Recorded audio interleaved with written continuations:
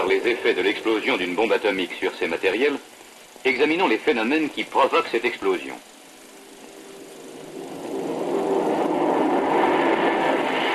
Une bombe atomique est essentiellement composée d'un cœur en matière fissile, plutonium-239, ou uranium-235.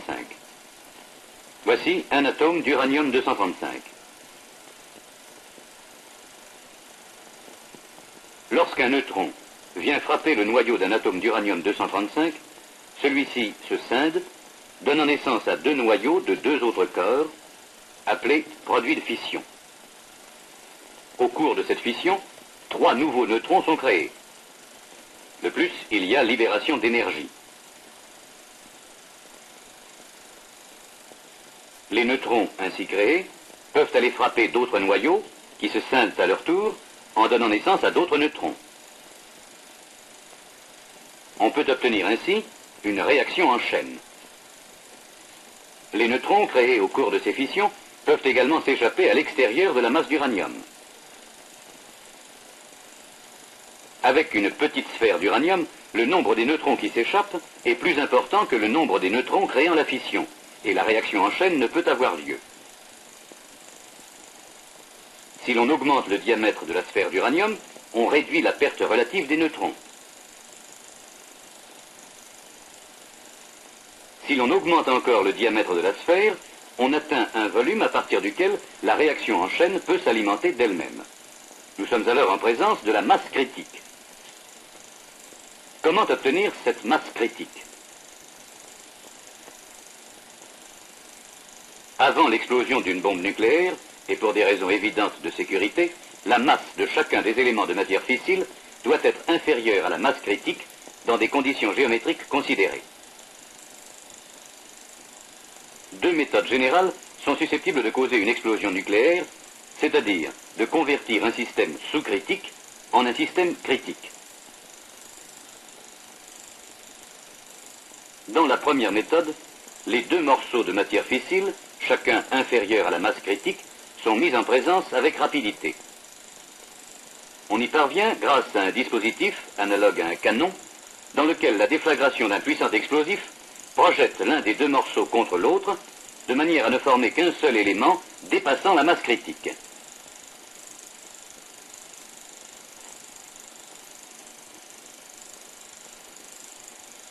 La deuxième méthode se base sur le fait que lorsqu'une quantité sous-critique d'un isotope approprié, de l'uranium ou du plutonium, est fortement comprimée, elle peut devenir critique ou surcritique.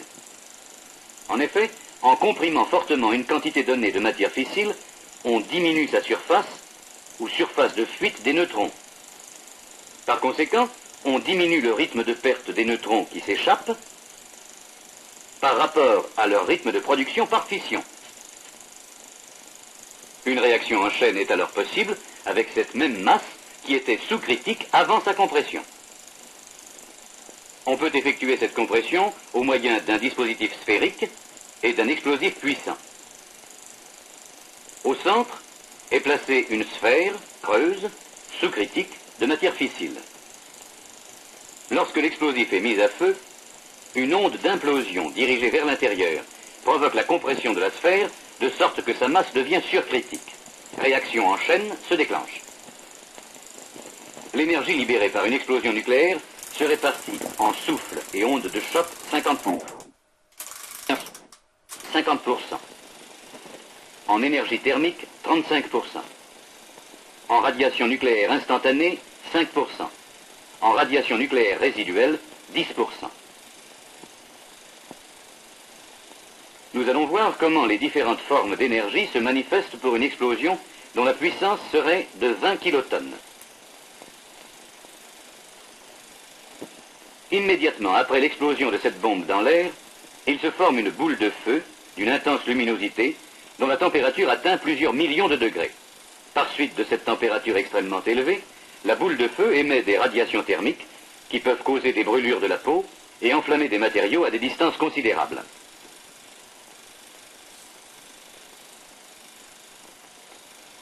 Au même instant, les phénomènes nucléaires qui provoquent l'explosion s'accompagnent de radiations nocives qui ont également un rayon d'action important. Dès le début d'une explosion, une onde de choc destructive se développe dans l'air et s'éloigne rapidement de la boule de feu. Lorsque cette onde vient frapper le sol, une autre onde de choc se forme par réflexion. À une certaine distance du point zéro, ces deux ondes peuvent se réunir au voisinage du sol pour former un seul front renforcé appelé onde de Mach. Cette onde s'éloigne du point zéro en prenant de la hauteur. Pendant ce temps, des quantités appréciables de radiation thermique et nucléaire continuent à être émises par la boule de feu. Mais 3 secondes après l'explosion, la boule de feu s'est refroidie suffisamment pour que les radiations thermiques cessent d'être importantes. 10 secondes après l'explosion, la boule de feu n'est plus lumineuse, mais elle est encore à une température élevée et se comporte comme un ballon d'air chaud, s'élevant rapidement. En montant, elle produit un appel d'air important qui soulève de la poussière et des débris à la surface du sol pour former la tige de ce qui sera le nuage caractéristique en forme de champignon. Les résidus de la bombe continuent à s'élever et en même temps à s'étendre et à se refroidir. Les produits de fission et les autres résidus volatilisés de la bombe se condensent pour former un nuage de particules fortement radioactives. Puis, le pied du champignon retombe. Le nuage radioactif s'éloigne sous l'influence du vent. Lorsque l'explosion a lieu au sol ou très près du sol, une partie importante de la radioactivité du nuage retombe et crée sur le sol une zone fortement contaminée où le danger d'irradiation et de contamination est important. Nous avons vu qu'immédiatement après l'explosion, il se forme une onde de très forte pression ou onde de choc qui se déplace dans l'air à une vitesse supérieure à celle du son. L'énergie libérée sous cette forme représente 50% de l'énergie totale libérée par la bombe. L'onde de choc et le souffle sont donc les effets les plus importants d'une explosion nucléaire, ceux qui créeront les dégâts les plus étendus. Pour nous rendre compte de la façon dont l'onde de choc agit sur les différents types d'objectifs, regardons comment varie la pression en un point situé au voisinage du sol, à 1000 mètres du point zéro, lors d'une explosion de 20 kilotonnes. L'onde de choc arrive en ce point 2 secondes après l'explosion. La pression passe alors brusquement de 1 kg à 1,7 kg par centimètre carré. Puis elle diminue régulièrement pour atteindre une pression inférieure à la pression atmosphérique. Finalement, la pression atmosphérique se rétablit 1 seconde après le passage de l'onde de choc. Reprenons les mêmes phénomènes en traçant la courbe des pressions. Ces brusques variations de pression entraînent de violents mouvements d'air. Tant que la pression est supérieure à la pression atmosphérique, le vent souffle en s'éloignant du point zéro à une vitesse maximum de 450 km/h au point que nous avons considéré. Lorsque la pression devient inférieure à la pression atmosphérique, le vent souffle en sens contraire à des vitesses moins importantes que celles enregistrées dans la phase précédente.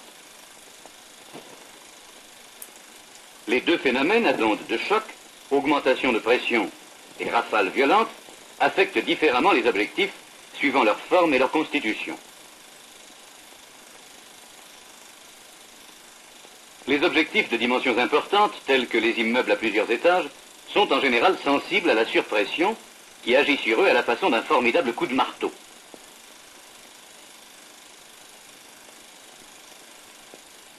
Par contre, les objectifs de dimension réduite, tels que les véhicules, sont peu affectés par l'augmentation de pression, mais les vents qui suivent le passage de l'onde de choc peuvent les renverser, les traîner sur le sol et les rendre ainsi inutilisables.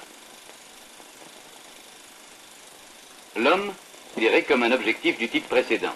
Il résiste à des surpressions grièvement blessées. En prenant la précaution de se coucher à terre avant le passage de l'onde de choc, on peut éviter les effets du souffle.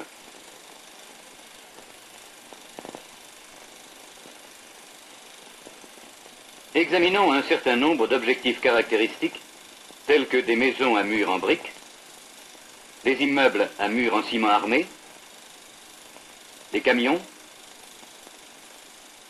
des avions de transport au parking, des ponts métalliques.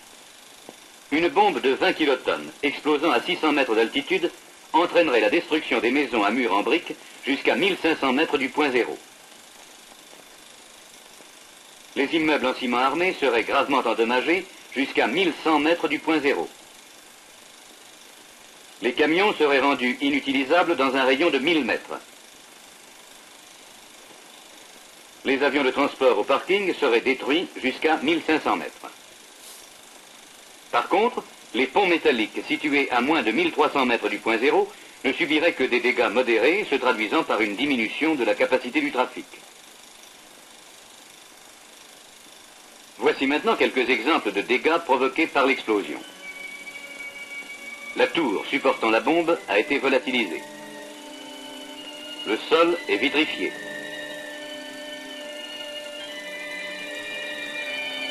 Les véhicules ont été culbutés ou déplacés.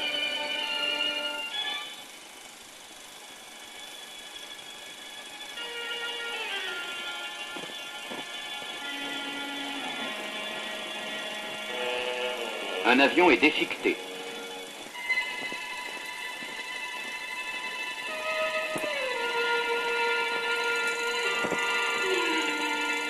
Le pont métallique a peu souffert. Examinons maintenant les effets thermiques qui représentent 35% de l'énergie libérée par une explosion nucléaire. Au moment de l'explosion, les températures qui règnent à l'intérieur de la boule de feu sont comparables à celles du centre du Soleil. Cette brusque élévation de température s'accompagne d'un éclair d'une telle luminosité qu'à la distance de quelques dizaines de kilomètres, un observateur risque d'être rendu aveugle par l'explosion nucléaire. À des distances encore plus importantes, le personnel ébloui par cette lueur serait inutilisable pendant une grande période. La violente lueur émise par l'explosion permet de la détecter jusqu'à plusieurs centaines de kilomètres.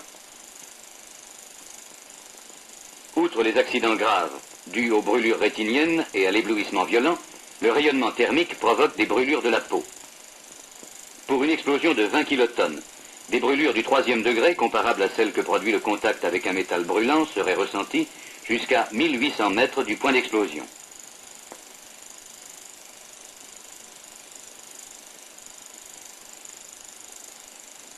Pour une bombe de 1000 kilotonnes ou 1 mégatonne, cette distance serait de 13 kilomètres.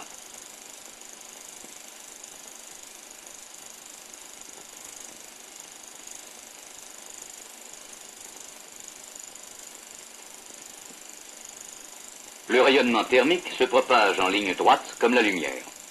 Tout matériau solide et opaque, tel que murs, collines ou arbres, situé entre un objet donné et la boule de feu, formera donc écran et assurera une protection contre la radiation thermique.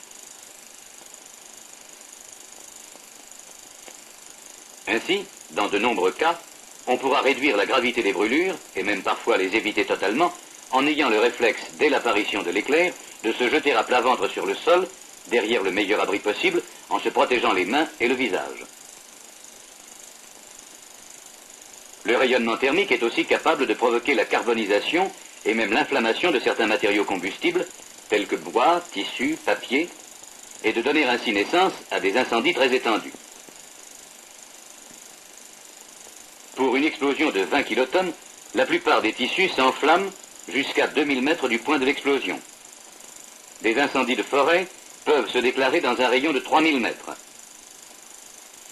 Des journaux s'enflamment jusqu'à 3500 mètres.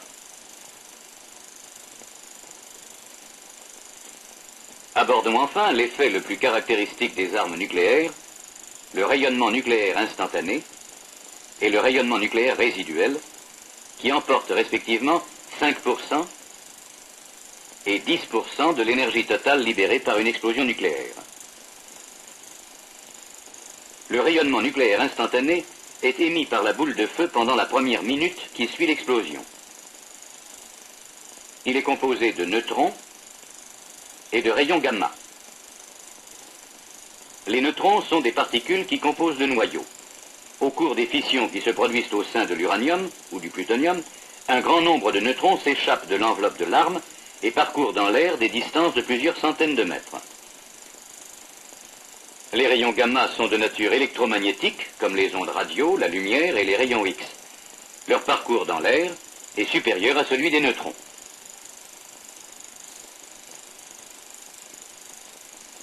Le rayonnement nucléaire résiduel est composé de particules alpha, formées de 2 protons et 2 neutrons, dont le parcours dans l'air est de quelques centimètres et qui sont arrêtés par des épaisseurs très faibles de matière.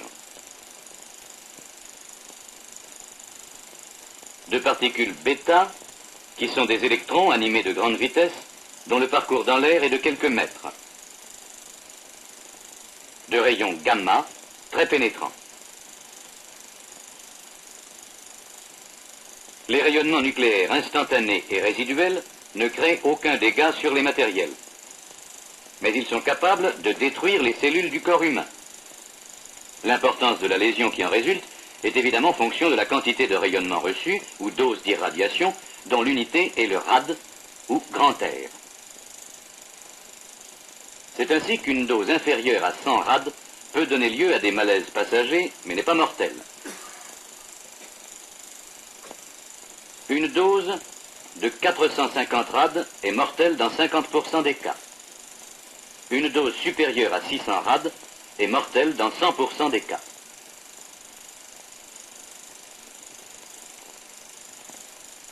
Dans le cas d'une explosion de 20 kilotonnes, le personnel situé à moins de 1200 mètres du point d'explosion recevra sous forme de neutrons et de rayons gamma une dose supérieure à la dose mortelle de 600 rad.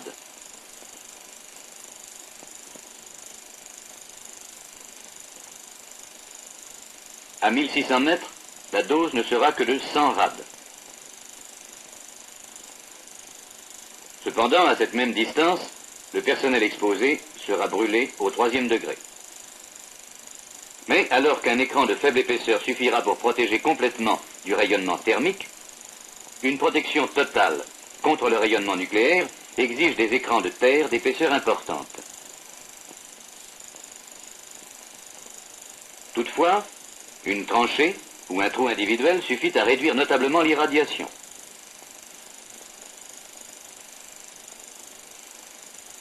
Les retombées radioactives peuvent présenter un danger jusqu'à plusieurs centaines de kilomètres du point d'explosion. L'étendue et la forme des zones contaminées sont très variables suivant la puissance de l'arme, la hauteur de l'explosion et le régime des vents en altitude. La connaissance de ces facteurs permet, dans une certaine mesure, de prévoir les zones de retombée et donc de prendre en temps utile les mesures nécessaires pour s'en protéger.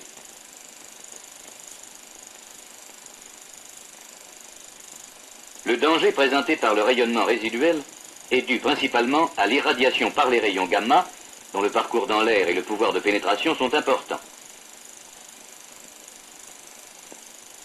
Un autre danger réside dans l'inhalation et l'ingestion de poussières radioactives qui ont la propriété de se fixer sur certains tissus.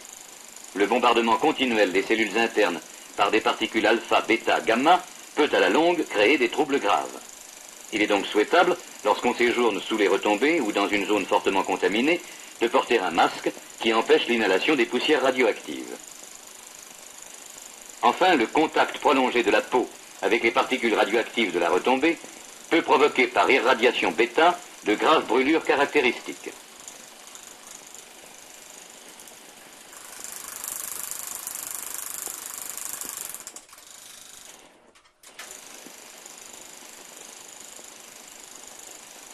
En résumé, ondes de choc, effet thermique, effet nucléaire. Les effets d'une arme nucléaire sont infiniment plus meurtriers que ceux d'une arme classique, tant par leur qualité que par les distances et les périodes sur lesquelles ils s'exercent. Bonne connaissance de